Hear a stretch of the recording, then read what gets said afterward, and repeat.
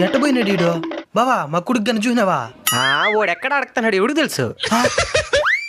నైనా ఎక్కడికి రాబోయినావా? ఇంటర్వ్యూకి పోయి చూస్తున్నాను నైనా. చెప్పేసి పోవచ్చు కదా. చెప్పేసి పెట్టి సెలెక్ట్ అయిపోయింటాడా దేపాండ్రా. నైనా వద్దు నాయనా, ఇంటికి వెళ్ళిపోదాం పదా. Thank you sir. అయినా నేను ఇంటర్వ్యూకి సెలెక్ట్ అయిపోయినాను నైనా. నెలకు ₹1,00,000 జీతం. సంతోషం నాయనా. అల్లుడు అల్లుడు, నాకు తెలుసు అల్లుడు, నువ్వు ఎప్పటికైనా గొప్పగా సాధిస్తావనా. అందుకే నేను నీ చిన్నప్పుడు అనుకునేనా నా కూతురికి పిల్లంటూ చేస్తే నీతోనే చేయాలని. నువ్వు విన్నా చెప్పవా?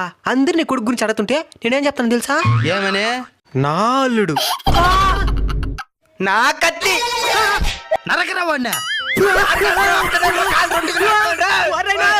మన కష్టాలు ఉండేటప్పుడు మనల్ని నవ్వులు పాలు చేసి అదే మన విజయం సాధించగానే మన విజయాన్ని కూడా వాళ్ళకు ఉపయోగపడే విధంగా చేసుకోవడానికి చాలా మంది ఎదురు చూస్తుంటారు. అలాంటి వారికి సరైన గుణపాఠం నేర్పించండి.